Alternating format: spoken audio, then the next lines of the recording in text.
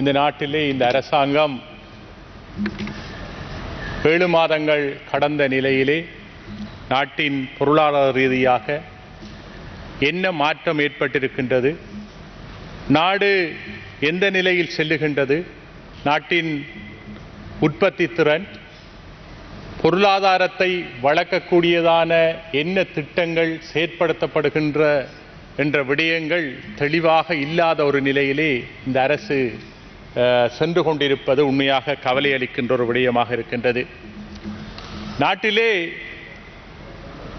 எங்களது மக்கள் வறுமையிலிருந்து விலகி இருக்க வேண்டுமென்றால் அல்லது நாட்டின் பொருளாதாரத்தை நாங்கள் உயர்த்த வேண்டுமென்றால் மீண்டும் மீண்டும் வெளிநாடுகளிலே கடன் பெறுவதும் IMFிலே கடன் பெறுவதும் ஒரு தீர்மானமாக, ஒரு சாதகமான ஒரு சூழ்நிலையாக அமையாது.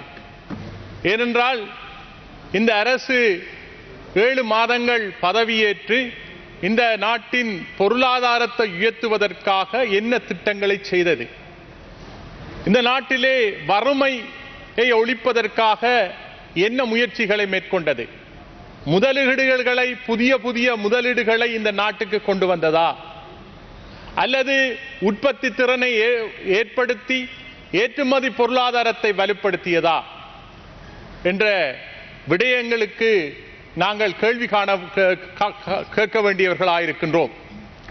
ஏனென்றால் இந்த நிலை தொடர்ந்து இப்படி போகும் என்றால் இந்த நாட்டிலே எல்லா பொருட்களுக்கும், உப்புக்கு மட்டுமல்ல, அல்லது மின்சார கட்டணங்கள் மட்டுமல்ல, அனைத்து விடயங்களுக்கும் விலை உயர்ந்து செல்லுகின்ற ஒன்றாகத்தான் காணப்படுகின்றது. இந்த சுமைகள் அனைத்தும் ஏழை மக்களின் முதுகிலே இந்த சுமை சுமத்தப்படுகின்ற ஒன்றாக காணப்படும். ஆகவே இந்த நாட்டின் சரியான பொருளாதாரத்தை திட்டமிட்டு இந்த மக்களின் வாழ்க்கையிலே வாழ்வாதாரத்தை உயர்த்தக்கூடிய செயற்திட்டங்களை இந்த அரசு முன்வைக்க வேண்டும். பழைய பல்லவிகளை மீண்டும் பழைய அரசாங்கங்களின் குறைபாடுகளை சொல்லி இருக்காமல், அதொரு புறம் இருந்தாலும் அவர்களுக்கான தண்டனை வழங்கப்பட வேண்டும் என்பது நாங்கள் ஏற்றுக்கொள்ளக்கூடிய ஒரு விடயம்தான். ஆனாலும் அதனையே திருப்ப சொல்லி இருக்காமல் நாட்டின் பொருளாதார அபிவிருத்தி, பொருளாதார உற்பத்தி, பொருளாதார திறன் போன்றவற்றிலே கூடுதலான அக்கறையை கொண்டிருக்க வேண்டும் என்று இந்த இடத்திலே இந்த அரசுக்கு நான் தாழ்மையாக வேண்டிக் கொள்ள விரும்புகின்றேன்.